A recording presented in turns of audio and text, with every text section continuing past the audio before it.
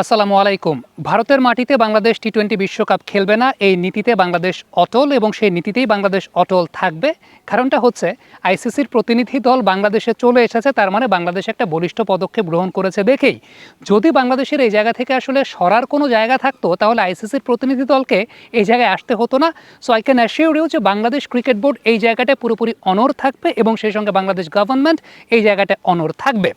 এখন এক্ষেত্রে বিকল্প উপায় আসলে কি হতে পারে বা বিকল্প উপায় কি হতে পারে সেই ব্যাপার নিয়ে একটু আলোচনা করতে চাই।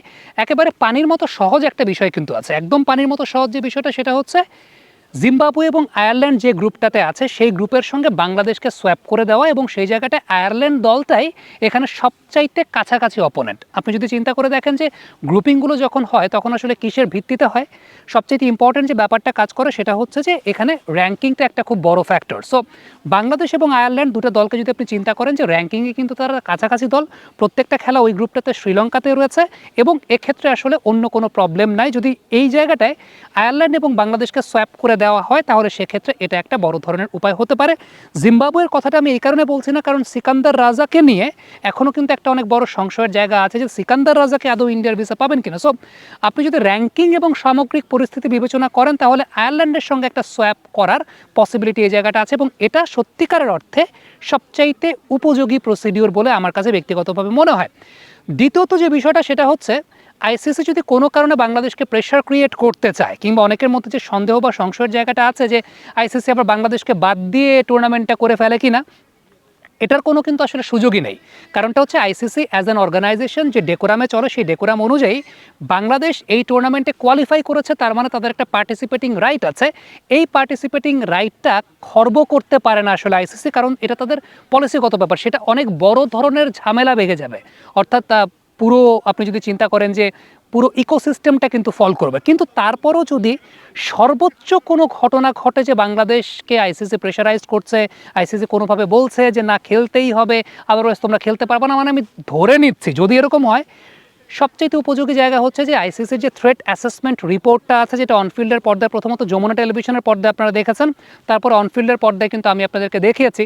আইসিসির একটা থ্রেট অ্যাসেসমেন্ট রিপোর্ট আছে, সেই থ্রেট অ্যাসেসমেন্ট রিপোর্টে যে কথাগুলো লেখা আছে যে ইন্ডিয়ার মাটিতে বাংলাদেশের জন্য গিয়ে খেলাটা, সেটা কিন্তু গত ডিসেম্বর মাসেই একটা অ্যাসেসমেন্ট করা হয়েছিল যেখানে এক ধরনের থ্রেট আছে এবং সেটা মিডিয়াম টু হাই রেঞ্জের একটা থ্রেটের জায়গাটা, এবং পরবর্তী সময়ে রাজনৈতিক টেনশন আর অনেক কিছু বেড়েছে, দর্শকদের সেই জায়গাটায় যাওয়াতে মিডিয়াম টু হাই রিস্কের একটা কথা বলা হয়েছিল আইসিসির অ্যাসেসমেন্ট রিপোর্টে। এই আইসিসির অ্যাসেসমেন্ট রিপোর্টটা নিয়ে আন্তর্জাতিক ক্রীড়া আদালত বলতে একটা তো কথা আছে তাই না, আন্তর্জাতিক ক্রীড়া আদালতে কিন্তু বাংলাদেশ ক্রিকেট বোর্ড যেতে পারে এবং বাংলাদেশ ক্রিকেট বোর্ড যদি আন্তর্জাতিক ক্রীড়া আদালতে যায় সেক্ষেত্রে আইসিসির ইভেন্টও কিন্তু স্টে হয়ে যেতে পারে, অর্থাৎ সেই জায়গাটা থেমে যেতে পারে।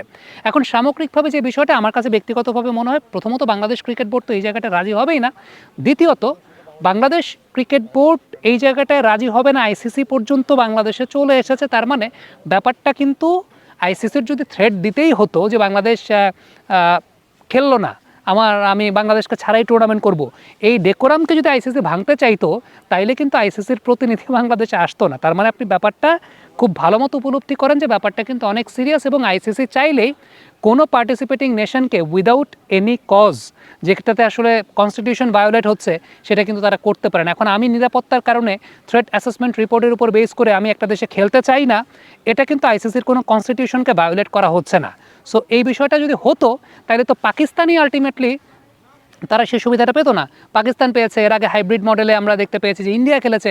সো সব কিছু মিলে যে বিষয়টা ইম্পর্টেন্ট সেটা হচ্ছে যে বাংলাদেশ তাদের স্ট্যান্ডে একদম সমুন্নত আছে এবং এই মুহূর্তে এই দুইটা উপায়কে আমার কাছে ব্যক্তিগতভাবে মনে হয়েছে যে একদম ক্লিয়ার। এটা আমি আগেও আপনাদেরকে জানিয়েছি, আমি গত এক সপ্তাহ আগেও একটা ভিডিও করেছিলাম এবং সেখানেও আপনাদেরকে জানিয়েছে যে আন্তর্জাতিক ক্রীড়া আদালতের একটা ব্যাপার আছে, যদি সর্বোচ্চ ওর্স পসিবল কেস হয় আন্তর্জাতিক ক্রীড়া আদালতের ব্যাপার আছে। আর সবচেয়ে সহজ বুদ্ধি এই মুহূর্তে লজিস্টিক্স এবং সব কিছু মিলিয়ে আয়ারল্যান্ডের সঙ্গে গ্রুপটাকে সোয়াপ করে দিলে সেটা একটা জায়গা। তবে হ্যাঁ, এখানে বাংলাদেশকে কিন্তু পরিকল্পনাটা তখন নতুন করে করতে হবে যে আপনার আগে যে প্রতিপক্ষগুলো ছিল, এখন যে প্রতিপক্ষগুলো আছে, এটার উপর বেস করে আপনার অ্যানালাইসিস করে আপনার প্রস্তুতিটা নিতে হবে। কমেন্ট বক্সে আপনাদের মন্তব্য মতামত জানতে চাই, লিখে পাঠাবেন।